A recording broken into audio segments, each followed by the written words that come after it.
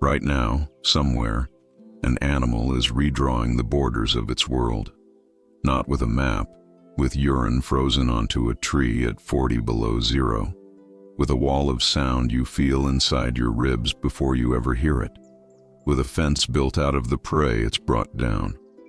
Every creature in this video owns a piece of the planet, and every one of them defends it in a way that shouldn't be possible for something its size.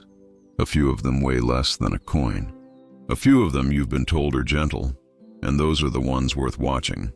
None of them fight for sport. They fight because in nature, whoever holds the ground decides who eats, who breeds, and who lives through the winter. So get comfortable. This is every animal that rules its territory, explained slowly, from the quietest border on Earth to the most savage. Siberian tiger. There's a cat in the Russian Far East that will walk 40 kilometers in a single night through cold that would crack a phone screen clean in half. And at the end of all that walking, it has caught nothing. It wasn't trying to. The entire point of the trip was to stop at a few specific trees, leave its scent at the base, and rake long claw marks into the bark as high up as it can reach. That's the errand. That's what it crossed a frozen forest in the dark to do. This is the Siberian tiger, Panthera tigris altaica, the biggest cat that has ever lived in the modern world. A male can run over 600 pounds, and it lives in a place that does everything it can to make life impossible. The taiga in winter sits at 40 below. Prey is thin and spread out over enormous distances, and into that emptiness, this single animal draws a border, and then spends most of its energy not hunting, not fighting, but maintaining that border, like a man repainting the same fence every night of his life. Here's the part that's hard to hold in your head. That fence is invisible. The tiger almost never has to be seen to be obeyed. The scent it leaves and the claw marks it cuts into the trees aren't decoration. They're a notice board, and every other animal in the forest reads it fluently. A rival tiger walks up to one of those marked trees and does something that sounds made up when you say it out loud. It reads the chemistry. The scent breaks down at a known rate, so the visitor can tell, almost to the hour, how long ago the owner came through. And then it looks at the claw marks, measures how high they go, and from that height alone, it calculates the size of the shoulders of the animal that made them. It's standing there doing math, working out whether the resident is bigger than it is, and whether this is a fight worth having, or a forest worth leaving quietly. Most of the time, it leaves quietly. That's the whole design. And when the message needs to travel further than a tree, the tiger has one more tool, and it's the strangest one. Its roar carries a layer underneath the part you can hear. Infrasound, frequencies down below 20 hertz, too low for human ears. That low end doesn't bounce off tree trunks and stone the way higher sounds do. It passes through them, through wood, through ice, through rock, for kilometers. A rival doesn't just hear that roar, it feels it in the chest, in the teeth, before it has any idea where the tiger actually is. The border isn't a line on the ground. It's a feeling that arrives in your own bones, telling you you've gone too far. So you've got the most efficient hunter on land, using almost all of its intelligence to avoid an actual fight. And there's a cold reason for that. In a place that cold, a wound that bleeds is a wound that doesn't close. A serious fight in winter isn't a loss of pride. It's the end of the line for both animals. So the greatest fighter in the forest became a landlord instead. And the entire empire runs on the threat of a battle that almost never happens. How big is the empire? A single male's range can reach 10,000 square kilometers. That's larger than entire countries. One cat, one set of borders, and a kingdom you could lose a small nation inside of. That's territory drawn in scent and sound by something that wants the whole forest to itself.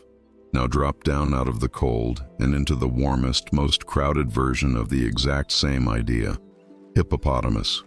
In an African river just after sunrise, there is almost nothing to look at. A pair of eyes and the curve of two ears sit on a flat surface of water. perfectly still. The animal underneath is doing nothing. It will do nothing for hours. It is one of the calmest sights in nature, right up until something crosses an invisible line in the water, and then this is the single most dangerous large animal on the continent. The hippopotamus, Hippopotamus amphibius, eats grass. That's it. It hauls out at night, crops the riverbank like a lawnmower, and goes back to the water before the sun gets serious. It has no interest in meat, and yet it accounts for more harm to crocodiles and to people than any other large animal in Africa. Not out of hunger. It has no use for you as food. Out of pure intolerance for company. The river isn't its feeding ground. The river is the prize, in a place where standing water decides who lives through the dry season. The hippo simply owns the water and treats every neighbor as a trespasser. When a rival male drifts too close, the owner sends a message that is impossible to misread. It turns its back to the intruder, lowers its head, and spins its small tail at high speed while it relieves itself, flinging the result out across the surface like a propeller. It's crude and it's effective, and it marks exactly whose pool this is. There's no ambiguity left in the room, and if the message doesn't land, the hippo opens its mouth. And this is where the body stops making sense for a grass eater. A hippo can open its jaws to 150, 180 degrees, nearly straight. You don't need a gape like that to eat a riverbank. That mouth didn't evolve for grass at all.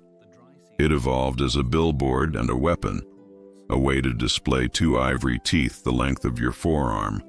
The credentials it carries for exactly these standoffs. Most disputes end right there, at the sight of the open mouth, the way the tigers end at a marked tree. When they don't end there, the jaws come together with around 1,800 pounds of force, enough to fold a crocodile or punch through the hull of a small aluminum boat. So far, both of these landlords are enormous. The tiger you could meet on a trail, the hippo you'd see from across a river. Now shrink the whole thing down until you'd need to get on your knees in shallow water to find the animal at all, and meet the one that fights at the temperature of the surface of the sun. Pistol shrimp, 4,700 degrees Celsius. That's the number, and it belongs to an animal a little over 2 inches long. This is the pistol shrimp, family Alphidae, and it spends its entire day parked at the mouth of a small burrow in the sand, guarding a patch of sea floor you could cover with your hand. It's nearly blind. It is not built for a chase. What it has is one oversized claw. One side of its body carries a claw bigger than its own head, and that claw is the entire reason nothing crosses its doorstep twice. The claw works like a pin and a socket. The shrimp cocks it open, holds it, and then snaps it shut so fast that the water can't get out of the way in time. The water tears apart. It leaves behind a bubble of pure vacuum, a phenomenon called cavitation, and a fraction of a second later, that empty bubble collapses in on itself with a violence that does not match the size of the animal at all. The collapse sends out a shock wave that stuns or flattens anything in front of it. And in the instant the bubble caves in, the inside of it briefly reaches around 4,700 degrees, in the same range as the surface of the sun, and gives off a tiny flash of light. The snap registers at over 200 decibels, louder than a rifle, coming from something the size of a paperclip, defending a hole in the sand. The fish, the crabs, the small octopus that wandered toward that burrow don't get bitten. They get hit by a sound. They go limp, and the shrimp drags them in, and the doorstep stays clear. No teeth required, no chase, just a wall of force snapping out of a hole in the ground every time the line gets crossed. And here's the detail that turns this from strange into ridiculous. During the Second World War, the snapping of these shrimp, millions of them, packed into reefs, became a problem for navies, and then a tool. A whole colony firing at once throws up a curtain of noise so dense it swamps sonar. Submarines worked out that they could slide in behind a pistol shrimp reef and effectively vanish. because the racket of all those tiny territorial doorways slamming shut drowned out everything an enemy was listening for. A cat marking trees across an area bigger than some countries, a grass eater that owns a river by the sheer force of refusing to share it, and a near-blind shrimp the length of a thumbnail, defending a patch of sand with the loudest, hottest snap in the sea, and accidentally hiding warships while it does it. Beaver. Everything so far has been about defending a piece of the world that already existed. A forest, a river, a patch of sand. The next three don't wait for the world to hand them a territory. They build one. And the first of them builds by doing something that sounds less like animal behavior and more like an act of war against geography itself. Picture a slow, heavy, nearsighted rodent. Round, soft, almost helpless on dry land. The kind of animal that should spend its whole life being something else's dinner. Now watch what it does to a river. It goes out in the dark, night after night, and it cuts down full-grown trees. Trees that have stood for decades. It drops them across a running stream, on purpose, to stop the water. And when the water backs up and floods the forest it was just standing in, that's not a mistake. That's the plan. This is the beaver, Castor canadensis. And it's the closest thing the animal world has to a flood engineer. It doesn't find a safe place to live. It manufactures one. By damming the stream, it drowns the surrounding woods and turns dry forest into a pond. And in the middle of that pond, it builds its lodge, with the entrance hidden underwater. The flooding isn't damage, it's a moat. A wide, deep, impassable ring of water that the beaver can swim through in seconds and that wolves and bears cannot cross at all. Think about what that actually does to a fight. On dry land, the beaver loses to almost everything. It's slow, it can't see well, it can't run. So it refuses to fight on land. It reshapes the ground until the battlefield is underwater, where it's the fastest, most comfortable animal in the area, and everything that used to outmatch it is suddenly out of its depth. The beaver doesn't win the contest. It moves the contest somewhere it can't lose. And the drive to build is not a casual thing. It's closer to a compulsion the animal can't switch off. In Wood Buffalo National Park in Canada, generations of the same beaver family worked at the same project for decades, until they'd raised a single dam that runs over 850 meters end to end. More than half a mile of structure built by rodents, large enough to pick out in satellite images from orbit. There's a dam built by an animal that you can see from space. But the strangest thing about the beaver isn't how much it builds, it's why it builds. For a long time it was assumed beavers dam a stream because they see the water. They don't. They hear it. Researchers ran a clean little experiment. They set a speaker playing the steady sound of running, trickling water out in the middle of a dry clearing. No stream, no pond, nothing wet anywhere near it. By the next day, the beavers had found the speaker and buried it, packed it under mud and sticks and branches, trying to silence a leak that didn't exist. The sound of running water is, to a beaver, an unfinished wall. It can't rest until the sound stops. That's the engine underneath the whole kingdom, not a picture of water, a noise it has to shut off. The beaver builds its border out of the landscape it floods. The next builder doesn't have a landscape to flood. It works above the ground entirely, and it builds its walls out of its own children. Weaver ant. High up in a tropical tree, there are tents, folded green leaves, pulled into clean curved shapes, sealed at the seams, arranged across the branches with a tidiness that looks deliberate because it is. From a distance, it's almost pretty. Up close, it's one of the most unsettling construction methods in nature. These are the homes of the weaver ant, Eucophila smaragdina. And the empire they hold isn't a single nest. It's a network, tents linked by trails, spread across the entire crown of a tree, and then the next tree and the next, a connected kingdom that can cover around 100 mature trees and house more than 500,000 workers. One queen, one chemical identity, one continuous territory hanging in the canopy where almost nothing else can build at all. To seal those leaves into walls, the ants face a basic problem. A leaf won't fold itself, and the gap is wider than one ant is long, so they form chains. One ant grips the leaf edge, another grips that ant's waist, another grips that one, until a living rope of ants stretches across the gap and slowly, by main strength, hauls the two leaf edges together. That's the impressive part. Here's the other part. To glue the seam shut, the workers go and fetch their own larvae, the soft white grubs of the colony, carry them up in their jaws and squeeze them against the leaf like tubes of adhesive.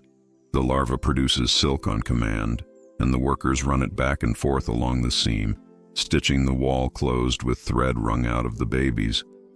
The fortress is held together by the next generation, used as glue. And there's a quiet absurdity buried in that. The adult ants standing guard on the border, the soldiers, the ones defending the whole empire, can't make silk themselves. They've lost the ability. The entire structure that protects the colony depends completely on the one group inside it that can't defend anything. The wall exists because of the grubs. The grubs survive because of the wall.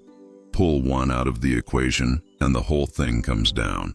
The border itself is patrolled by chemistry. When a snake, a lizard, or a much larger bird pushes into the branches, the guards don't try to win a wrestling match they'd obviously lose.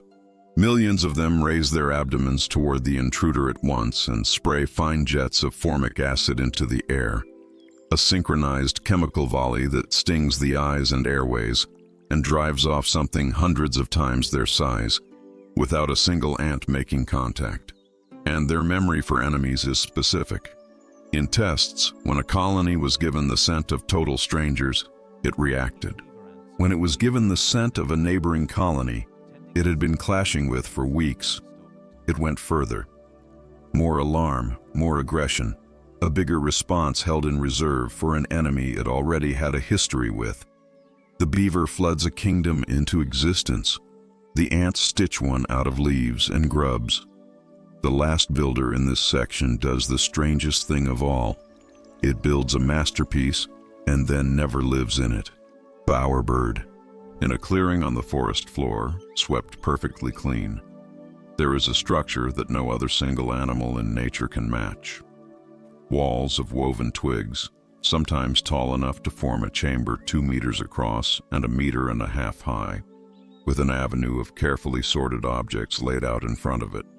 It is the most elaborate thing built by any one creature on Earth, and the bird that builds it, the bowerbird, family Tilanorhinchidae, about the size of a pigeon, will never sleep in it, never raise young in it, never let a female nest in it.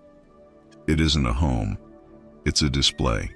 The whole point of it is to win the ground it sits on. He builds it the way an obsessive keeps a room. Any crooked dead leaf that falls onto his cleared stage gets removed immediately. The objects in the avenue are sorted by color, and he wants a specific one, usually blue, which is rare in the forest, badly enough that he'll leave his own territory, slip into a neighbor's bower while the owner isn't looking, wreck part of it, and carry off the best blue pieces for himself. The border he defends most carefully is one he's constantly raiding across. And then there's the trick, the reason all this matters. He sorts the objects on his avenue by size, smallest near the front, largest at the back. To a female standing where he wants her to stand, looking down the avenue toward him, that arrangement does something specific.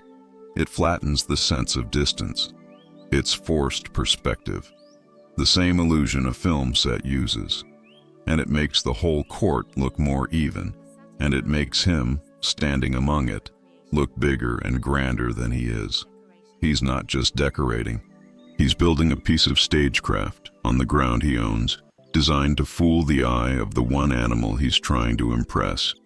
He'll spend years of his life on it, years sorting twigs by color, fixing the angle of the light, defending the clean little stage from leaves and rivals, for a building he will never once call home. Howler monkey. There's a sound in the forests of Central and South America that people hear and assume belongs to something enormous and dangerous. A big predator, a monster, the largest thing in the food chain clearing its throat. It rolls across the canopy at dawn like something left over from a much older world, and travelers who don't know what it is have been known to lie awake convinced something is hunting them. It isn't. It's a small monkey, and that monkey spends most of its day asleep. This is the howler monkey, genus Alouatta, and it runs its entire border policy on that voice. The forest it lives in is a patchwork, troops holding overlapping claims on the best fruit trees, the best stretches of canopy near water. And those claims have to be defended daily, or they're lost. But the howler almost never defends them with its body. Two rival troops that find themselves drifting toward the same trees don't climb down and settle it branch to branch. They sit. They face each other across the gap, and they roar, back and forth, on and off, sometimes for the better part of an hour. A standoff held entirely in sound. Each side is broadcasting the same message. This canopy is taken. There are more of us here than you want to find out, and crossing this line will cost you more than the fruit is worth. And then, almost every time, one side reads the math, accepts the message, and pulls back. No branches crossed. No real clash takes place. They wage the whole war with their throats and walk away with their bodies intact, which, for an animal that lives high in the trees where a serious fall is its own kind of ending, is the entire point, which makes the creature behind the noise a genuine surprise. This is not a tense, high-strung predator burning with aggression. The howler is one of the calmest, slowest mammals in the whole forest. It eats leaves, and leaves are terrible fuel. Low in energy, hard to digest. So it has built its entire life around spending as little as possible. It can rest for around 15 hours of the day, draped over a branch, doing nothing but digesting. The most violent-sounding voice in the rainforest belongs to an animal that is, for most of its waking life, completely, almost comically relaxed. It threatens like a monster and lives like a sleepy houseguest. The voice itself comes from a piece of equipment most animals barely have.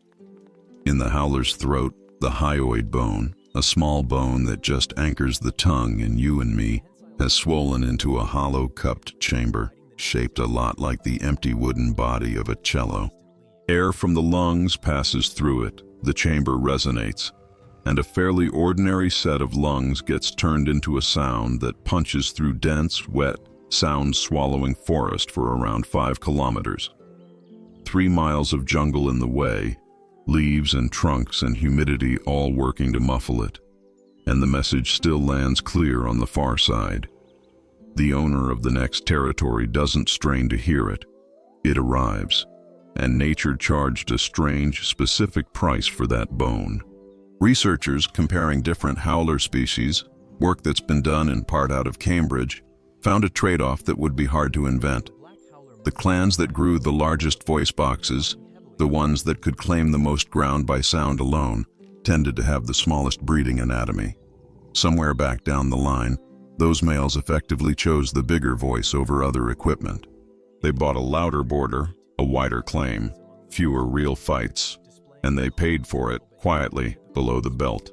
The size of the kingdom and the size of the animal's private investment ran in opposite directions. The howler holds its line by broadcasting a sound. The next animal does something no other creature on land is known to do. It holds its line by describing you out loud, in something close to words, to everyone within earshot. Prairie dog. On the open plains of North America, 2 round, sandy-colored rodents meet at the edge of their burrows and appear to kiss. They touch mouths, gently hold it for a second, and to anyone watching it is the sweetest thing on the prairie. 2 little neighbors greeting each other at the fence. It is not a greeting. It's a security check. They're pressing their teeth and lips together to taste each other's scent glands, reading a chemical ID, confirming identity at the border. And if the taste comes back wrong, if this is a resident of another ward trying to slip across the line, the kiss turns into a brawl that rolls through the dust right there on the boundary. This is the prairie dog, genus Siamese, and it doesn't dig a burrow so much as it zones a city. The colony is split into territories, into wards and blocks, each held by a small group, with recognized borders between them. And residents check each other at those borders the way a guard checks a badge at a door. For an animal most people would file under rodent and never think about again. A system of zoned neighborhoods with chemical passport control is already strange. What comes next has almost no parallel anywhere outside of humans and a few dolphins. The alarm call of a prairie dog is not a single panic squeak. It's built out of parts. The animal chops the sound into structured pieces, closer to syllables than to a scream, and those pieces carry information. Not just that a threat exists, but what it is. The call for a hawk is different from the call for a coyote is different from the call for a human. And the whole town responds differently to each. Dive for the burrows for the hawk, stand and watch for the coyote. And it goes finer than that. The biologist Kon Slobodchikov spent years recording these calls and running them through analysis software. And what he pulled out of the audio is genuinely difficult to sit with. The call doesn't just say human, it encodes a description. Tall human, wearing blue, moving slowly, coming in from the west. Send two different people through the same colony in different colored shirts and the calls shift to match. Change the shape of what's approaching and the call changes with it. The border doesn't merely announce that something has crossed it. It reports the intruder's height, color, speed, and direction to the entire neighborhood in something that behaves like a sentence. And it does it in the time it takes you to take a few steps onto the grass. And that system, scaled up, built the largest city any animal has ever made. In Texas, last century, before it was broken apart, a single connected prairie dog town stretched across roughly 64,000 square kilometers, larger than the country of Croatia, and held an estimated 400 million animals. One continuous metropolis, with internal borders, with checkpoints at the fences, with a language detailed enough to file a description of you while you walk through it. A city of rodents that could see you coming and tell each other what you were wearing. The howler throws up a wall of sound. The prairie dog files a written report. The last animal in this section sends out something you can't hear and can't see at all. And the first sign you've crossed its line is that your own body stops taking your calls. Electric eel. Drift too close to this fish in a dark Amazon river, and before you've seen it, before it has touched you, your muscles can seize and your nervous system can simply drop the connection. That's the border. Not teeth, not a sound, not a display. A field in the water that reaches out and switches off whatever comes too near. This is the electric eel, genus Electrophorus, which isn't truly an eel but is absolutely electric. It rules the blackwater riverbeds of the Amazon by sending controlled pulses of current through the water, invisible, silent, arriving with no warning, that flood the nervous systems of caimans, fish, and any unfamiliar mammal that wanders into its space and lock their muscles from a distance. It doesn't have to win a fight because it never has to start one in the usual sense. It revokes the trespasser's control over its own body and lets it stumble back out the way it came. The territory defends itself the moment you enter it. To run a weapon like that full time, the animal had to be rebuilt around it, and the rebuild was drastic. Roughly 80% of an electric eel's body is given over to stacked plates of specialized cells, biological batteries, wired in series down the length of the fish. The actual living animal, the heart, the stomach, everything that keeps it alive day to day, is crammed into the remaining 20%, packed up tight behind the head, so the rest of the body can be devoted entirely to the charge. And the charge is not modest.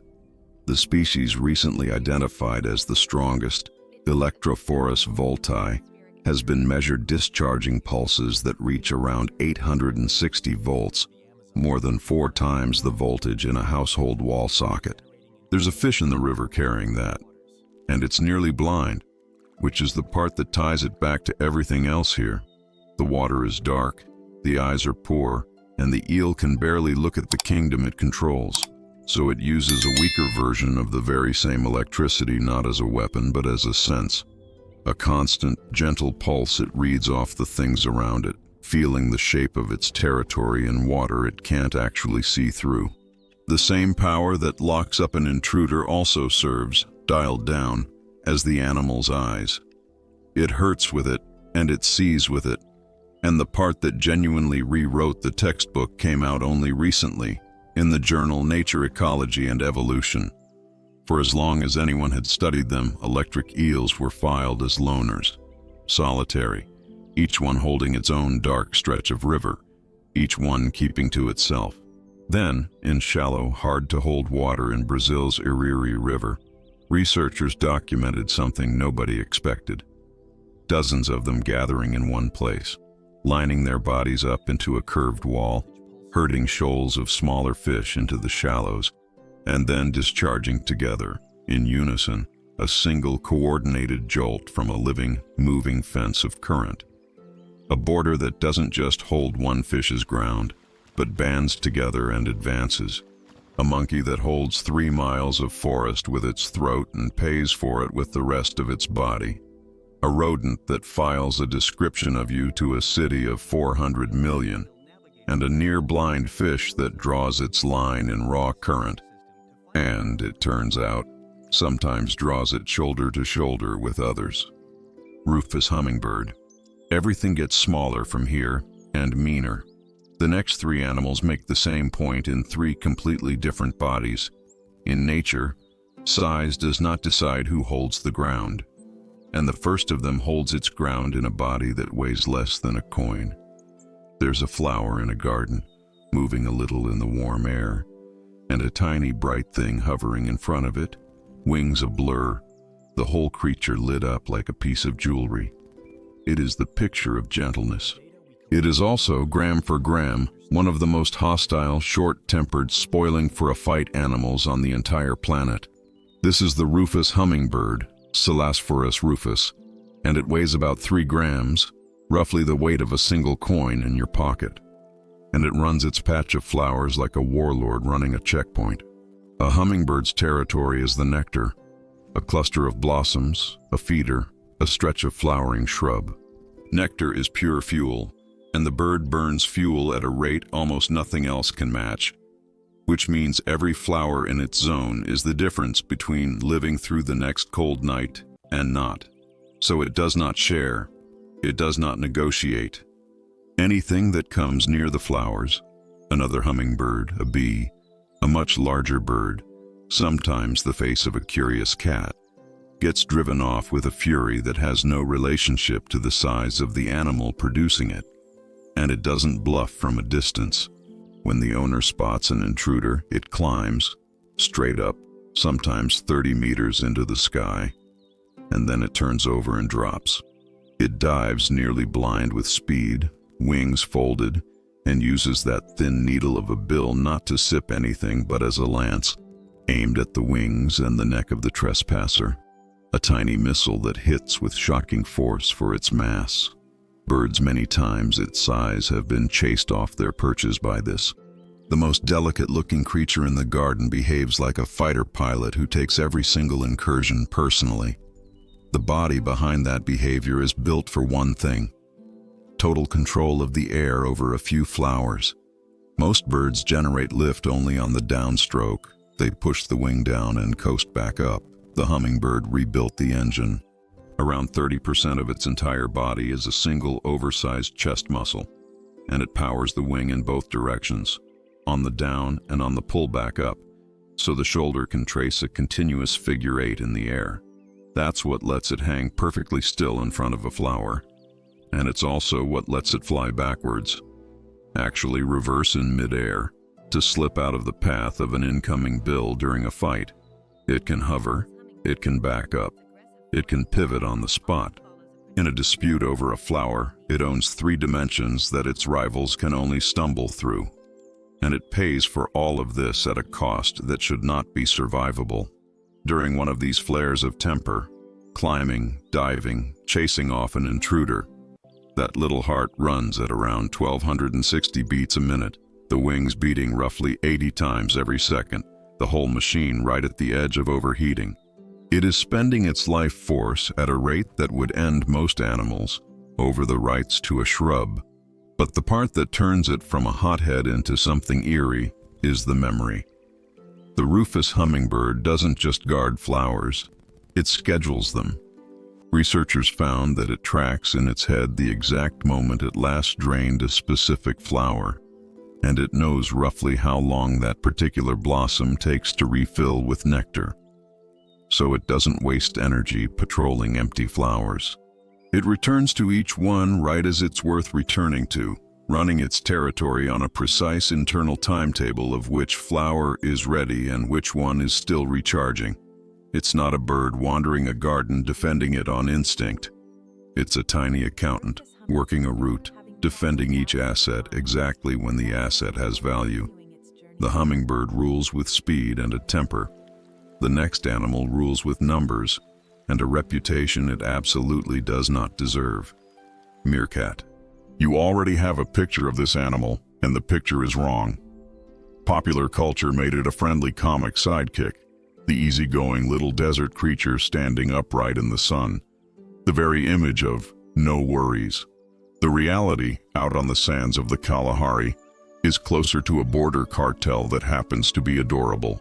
This is the meerkat, Suricata suricata, and its sunny image hides a cold statistic.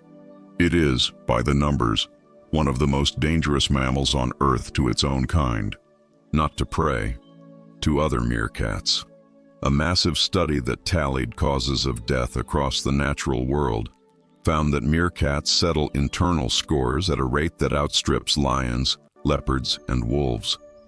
Close to 1 in 5 meerkats does not survive its encounters with neighboring meerkats fighting over the rights to expand their turf. The cuddly desert sprite tops a list you would never guess it was on, and the border itself is run like a military operation. When two rival clans meet along an invisible line in the sand, they don't fall into a chaotic scrum. They line up, shoulder to shoulder, fluff out their fur to look bigger, stiffen their tails into raised spikes, and begin advancing in unison, leaping forward together in a coordinated war dance that kicks up a wall of dust. The point of the dust and the synchronized movement is illusion. From the far side, it reads as one single enormous creature rolling across the dune instead of a row of small ones.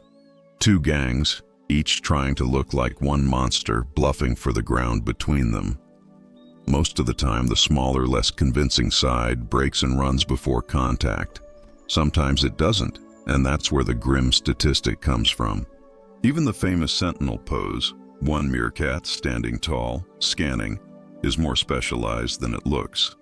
And the specialization is in the face. The dark patches around a meerkat's eyes aren't just markings.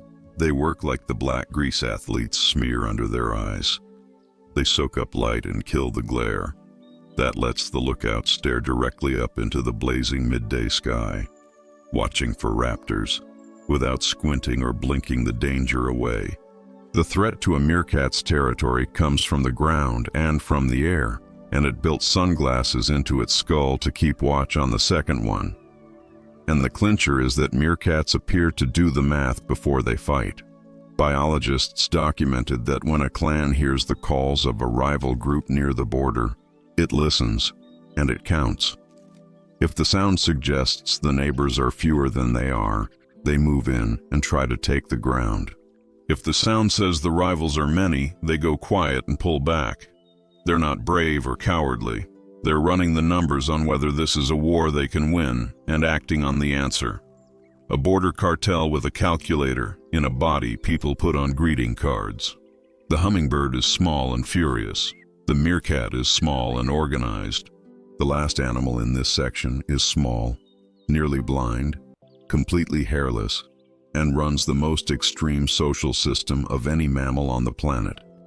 Entirely in the dark, naked mole rat. Underground, In the dry soil of East Africa, there is a kingdom with no light in it at all, and one ruler. Not a metaphor, an actual single female who controls the breeding, the labor, and the borders of the whole colony, while everyone else is reduced to a worker. We expect this kind of thing from ants and bees. We do not expect it from a warm-blooded mammal, but the naked mole rat, Heterocephalus glaber, is exactly that, a mammal that gave up the ordinary mammal life, its own family, its own young, to become a cell in a single underground superorganism. The way the queen holds power is hard to read about kindly, so I'll keep it plain. She patrols the narrow tunnels and shoves, blocks, and bullies the other females of the colony, relentlessly, day after day. The constant stress of being pushed around by her switches off their breeding biology entirely. Their bodies simply stop preparing to reproduce, leaving them as workers devoted to one job, expanding her territory. She doesn't rule by being the strongest fighter. She rules by keeping everyone else too stressed to ever become a rival. It is a dictatorship enforced by pressure, in the dark, with no escape from the hallway. The tools they dig that territory with are placed in a spot that sounds invented. Their two big front teeth are on the outside of the lips. The lips close behind the teeth, not in front of them. There's a reason. Those teeth aren't really for eating. They're industrial equipment, used like a pickaxe to chew through hard soil and rock. And sealing the lips behind them means the animal can dig for hours without swallowing a single mouthful of dirt. It tunnels with its mouth closed and its teeth out, like a machine with the bucket mounted in front of the cab. And the territory those teeth build is enormous for an animal you could hold in one hand. A single colony's tunnels, branching and rebranching, can add up to something on the order of 3 to 5 kilometers of passage threaded through the ground. But the strangest defense is the one you can hear, if you know what you're listening for. Researchers using modern analysis recently found that each naked mole rat colony has its own dialect, a specific accent to the soft chirps the animals trade in the dark, and that accent is set by the current queen. Every member of the colony learns it and copies it, so the whole group sounds the same, like a family that all talks alike. It's a password made of sound. A lost mole rat from a rival colony wandering into the wrong tunnel gives itself away the moment it chirps in the wrong accent, and the guards, who can't see it at all, know instantly that it doesn't belong and deal with the stranger in the dark. A boarder you pass by sounding like a local and fail the second you open your mouth. A 3-gram bird that runs its flowers on a timetable. A desert sweetheart that tops the chart for turning on its own kind. And a hairless, eyeless mammal that built an underground dictatorship with a secret accent at the door. Not one of them weighs enough to matter, and all of them rule anyway. Giant otter. So far, the rulers have mostly worked alone, or as one queen over a colony of workers. The next 4 work as families and gangs, and 3 of them come wrapped in a reputation so charming that the truth lands harder. We start with the one that looks the most like a children's cartoon and behaves the least like one. In a calm tropical river, a family is playing.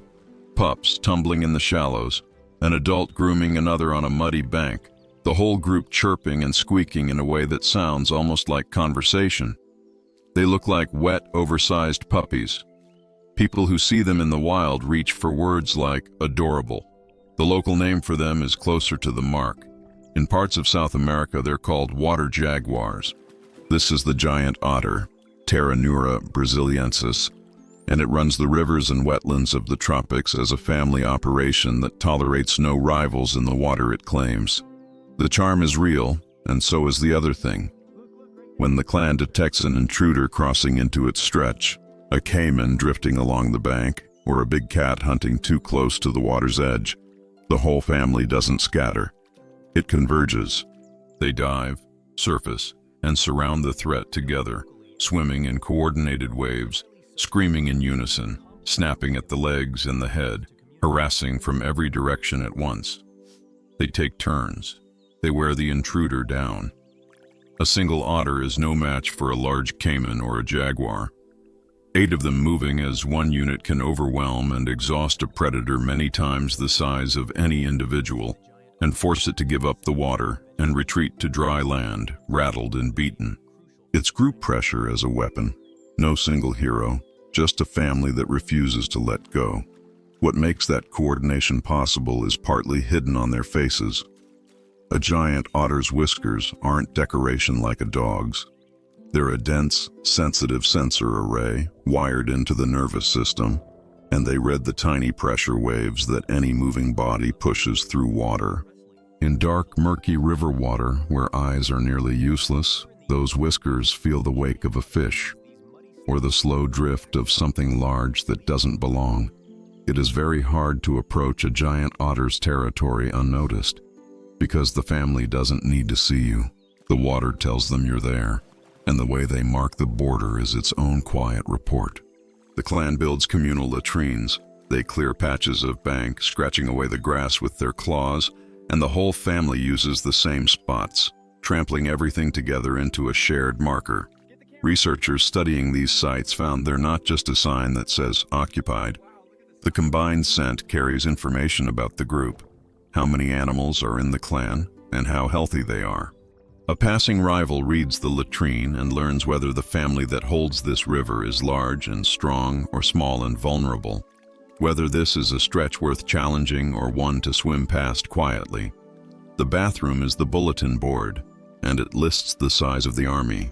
The giant otter at least looks a little wild up close.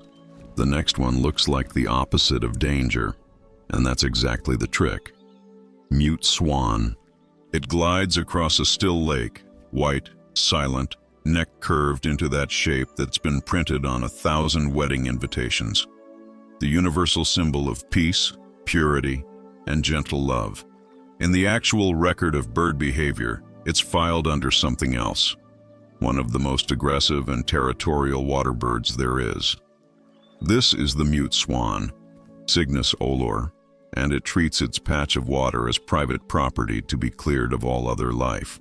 A breeding pair will hold and patrol a stretch of lake up to around 3 hectares, 30,000 square meters, and keep it scrubbed of competitors, refusing to let any other water bird nest anywhere on it. To enforce that, the swan has a move that turns the elegance into a warning.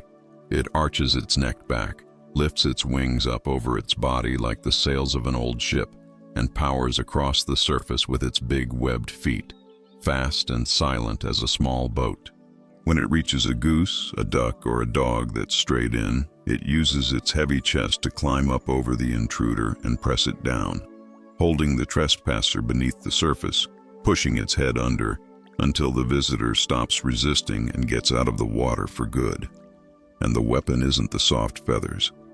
Hidden under the white plumage, at the joint of the wing, the wrist, the swan has hard, bony knobs, like rocks built into the bone. With the enormous muscle a bird uses for flight, it swings that wing like a club, and the bony spur lands blows hard enough to break the bones of a rival.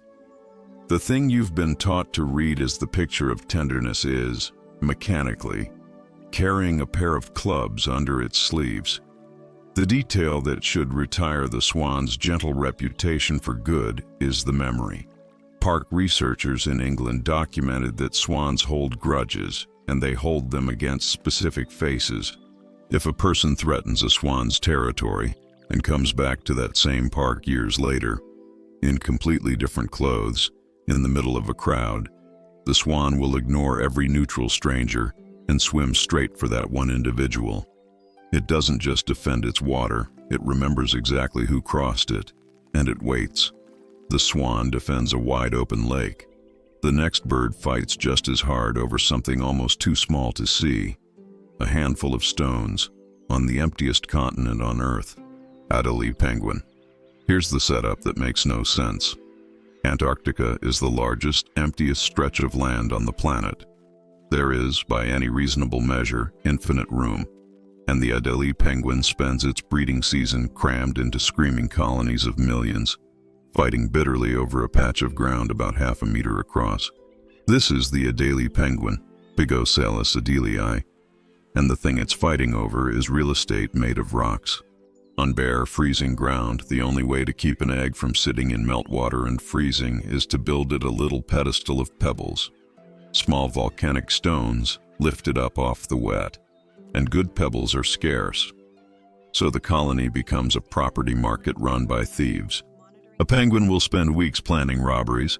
It pretends to doze near a neighbor's nest, waits for the exact second the owner turns away, then waddles over, snatches the best stone in its beak, and scurries back to its own pile. Get caught in the act, and it turns into a brawl of beaks and flippers right there in the crowd. Those flippers, by the way, aren't soft. The wing bones are fused into dense, heavy paddles for swimming under pressure. And on land, an adelie can use them like clubs, rattling off fast blows that can crack a rival's ribs. And their attachment to the exact spot is almost unsettling. An Adelie penguin can spend the winter swimming through the dark ocean for thousands of kilometers, and then navigate back in spring to demand the very same patch of rock it held the year before, not the neighborhood, the spot. The same half-meter of gravel, claimed again. The strangest record of all comes from a man who watched them too closely. Dr. George Murray Levick, on an expedition in 1910, took detailed notes on Adelie behavior at the colony, gangs of males ganging up on nest owners, and other behaviors he found so disturbing that he wrote parts of it in Greek so the average person couldn't read it. The full account was considered so improper for its time that it was held back, locked away, and not published for around 100 years. The polite little bird in the tuxedo had a private life that a museum decided the public wasn't ready for a century. A river family that runs its water like a crew. A symbol of peace with clubs in its wings and a memory for faces. A penguin that fights to the bone over a handful of gravel. And the last one in this section is the strangest, because for 100 years, science was sure it couldn't exist. A soft, solitary animal that built a town. Octopus. On a patch of seafloor off eastern Australia, sand drifts in the slow current, light bends through the water, and it is about as peaceful a scene as the ocean offers, until a small cloud of shells and grit fires sideways through the water and smacks into the animal next door. This is the octopus, specifically the gloomy octopus, Octopus tetricus, and for most of the history of marine biology, octopuses were the textbook loners, antisocial, reclusive, each one keeping to its own den, avoiding its neighbors entirely. Then divers found a place that broke the rule. A site nicknamed Octlantis, a cluster of dens dug into a small mound, packed with octopuses living practically on top of each other. At one spot, researchers documented around 15 large adults sharing and squabbling over a patch of seabed roughly 18 square meters across, a pressure cooker of neighbors who can't stand each other and won't leave. So they fight a turf war the way only an octopus could. To defend its den, an octopus stockpiles broken shells and grit, gathers them up in its arms, and then uses its own funnel, the muscular tube it normally uses to breathe and to jet away, as a cannon, blasting the debris straight at a neighbor that's pushing the boundary. It aims. It fires shells and sand into the face of the competition and drives it back without ever leaving home. A long-range artillery duel between animals with no bones at all. And the part that turns it from funny into genuinely eerie came out of footage analyzed in 2022. The throws aren't random. When the targeted octopus tries to dodge, the thrower adjusts the angle of its funnel to the left or right, and fires not at where the rival is, but at where it's about to be. It leads the target. It calculates the dodge a fraction of a second ahead and throws to intercept. A soft-bodied animal in a crowded slum on the seafloor, defending its few square meters by predicting the future and throwing trash at it.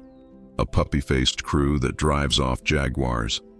A peace symbol that remembers your face. A bird that robs its neighbors blind for pebbles. And an octopus that throws shells at where you're going to be. The gangs and the false royalty, all of them holding ground by being so much worse than they look. Shrike. The last four don't share a single method. One marks its borders with terror, one with pure nerve, one with chemistry, and the last one with the heaviest, most total kind of ownership there is. We end where the stakes are highest, but we start small again, with a songbird that turns the plants around it into a warning no rival can misread. There's a meadow, a soft breeze, a little bird singing a pleasant melody from a hedge. It's a perfectly gentle scene, right up until you look at the branch the bird is perched on, and the branch beside it, and you see what's hanging there. Insects, lizards, small rodents, fixed onto the thorns in a row, drying in the sun like a string of grim ornaments. The pretty singer built that. This is the shrike, genus Linnaeus, known in plain language as the butcher bird, and it solved a problem most predators solve with their bodies. A hawk has the weight, the talons, and the muscle to pin prey and tear it apart. The shrike is a small songbird. It has none of that. Thin legs, no killing grip. So it borrowed its weapons from the landscape. It catches grasshoppers, lizards, small snakes, and mice, and it carries them to the edges of its territory and impales them, often still alive, on barbed wire, on the long spikes of a thorn bush, on anything sharp the boundary offers. The thorns do the job its feet can't. They hold the prey in place. And the line of impaled prey along the territory's edge does double duty. It's a pantry, and it's a billboard. A rich row of stored prey tells rival males this is a strong holding, and tells potential mates the owner is a provider. The border is a fence of trophies, and it advertises everything about the bird that built it. The one tool the shrike kept on its own body is in the beak. Since its feet can't subdue a struggling animal, the tip of its upper bill evolved a small, sharp notch, the tomial tooth. The shrike bites the back of the prey's neck. The notch slides precisely between the vertebrae, and with a single clean motion it severs the spinal cord and switches off the prey's nervous system in an instant, before carrying it to the thorns. A delicate songbird with a built-in precision tool where a falcon keeps its talons. And the smartest thing it does turns the whole territory into a laboratory. Shrikes will catch and impale insects they know are loaded with toxins, brightly colored grasshoppers that most predators won't touch. They don't eat them right away. They pin the toxic prey on the border and leave it there, in the sun, for 3 or 4 days. And during that time, the heat breaks the toxins down chemically until the carcass is safe. Only then does the owner come back and eat the now harmless meal. The bird is using its own borderland as a drying rack to detoxify food it couldn't otherwise touch. A songbird running a chemistry experiment on the fence line. The shrike rules a meadow with fear it has to manufacture. The next animal rules a frozen wilderness with fear it simply refuses to feel. Wolverine. By every rule that's supposed to govern a cold weather food chain, this animal should spend its life getting out of the way. It weighs about 15 to 18 kilograms, the range of an ordinary medium dog. It shares its ground with wolf packs and brown bears, animals that outweigh it many times over. And it walks straight up to them and takes their food. This is the wolverine, Gulo Gulo, and it holds enormous stretches of the far north on nothing but audacity. A single wolverine can patrol and claim a territory of more than 1,500 square kilometers across the tundra and the high country. A colossal range for an animal that size, and it defends and works that range with a stamina that borders on the unreal, covering ground on foot without rest that would break a far larger athlete. But the part that built its legend is the nerve.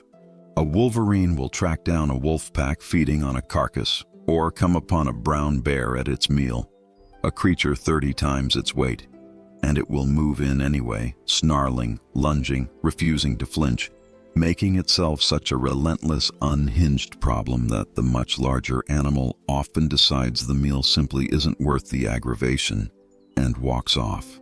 It doesn't win by being bigger or stronger. It wins by being more committed to the fight than anything sane would be, and letting the giants do the math and back down.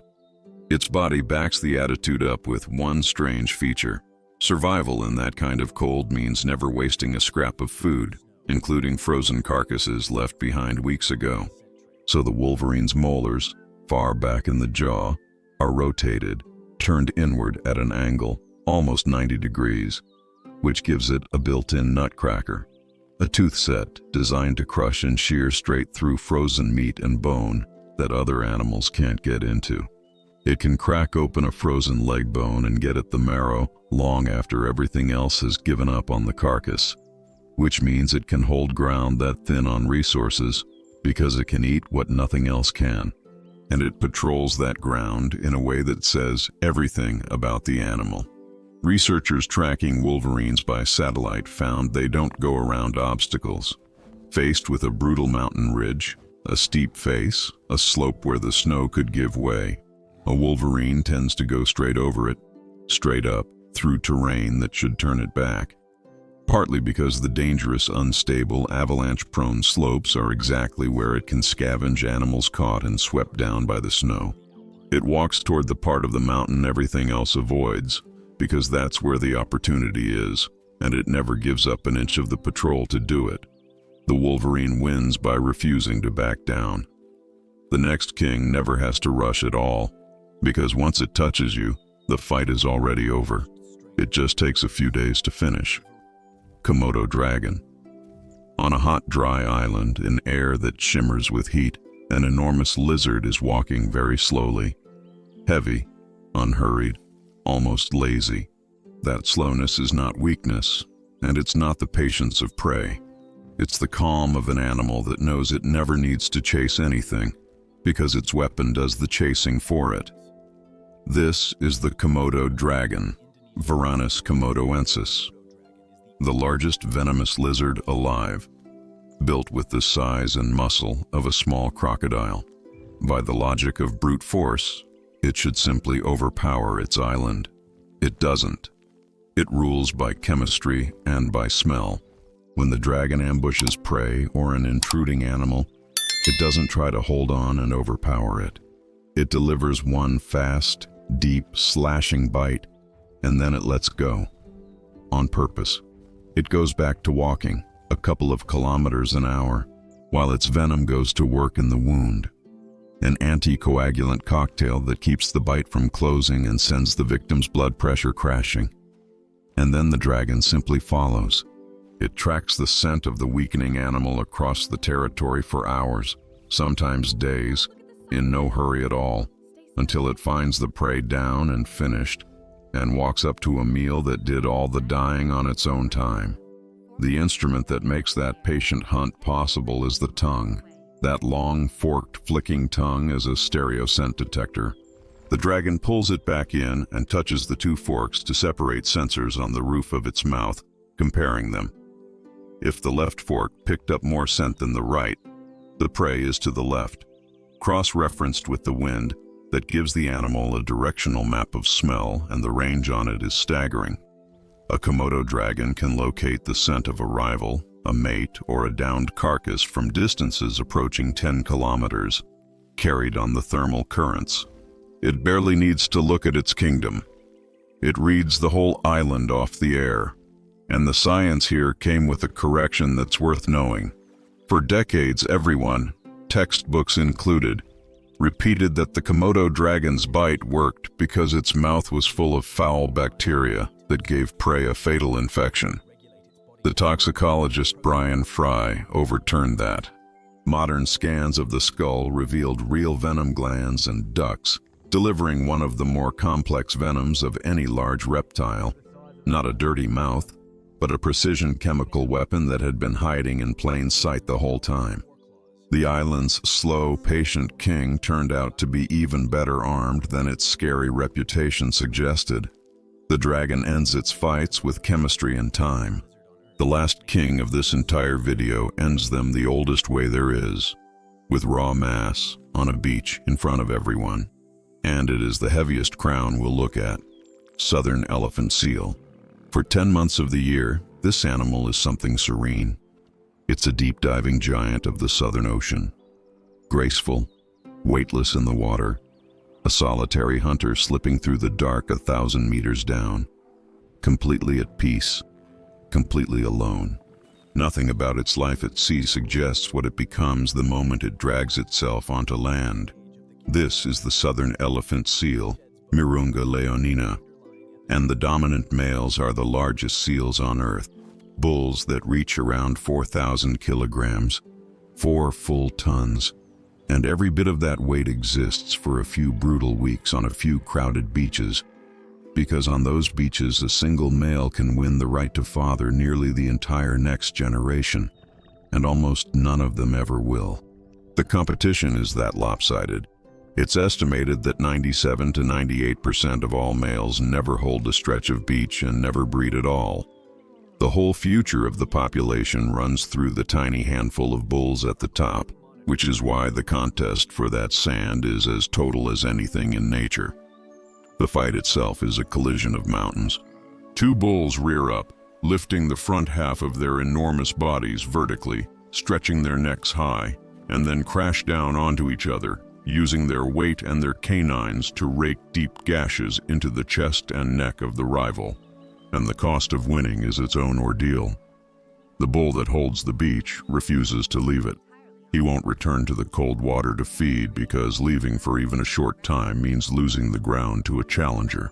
So he fasts, completely, for around 3 months, defending his stretch of sand around the clock through heat and cold, slowly burning through his own body, running the whole campaign on what he stored at sea.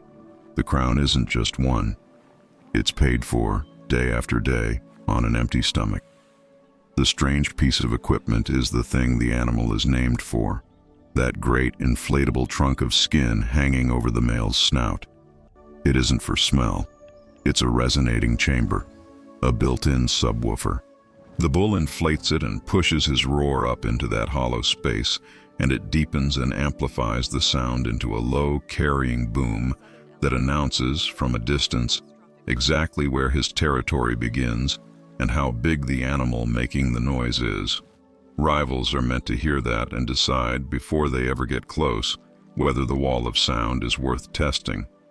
But the sound isn't even the whole message, and this is the last thing, the thing the entire video has been walking toward.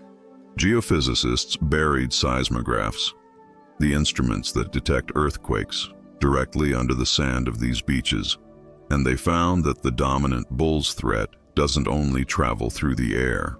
When that 4-ton body slams its chest down onto the beach, it sends seismic waves straight through the ground, pulses moving through the sand itself. A rival at the far end of the beach doesn't have to hear the challenge with his ears. He feels it. The heavy waves roll through the sand and into his own body, and his gut registers the size, the location, and the fury of the king before a single blow has been struck. The ground itself carrying the warning, one giant telling another exactly what he's up against, through the earth before the two of them ever meet.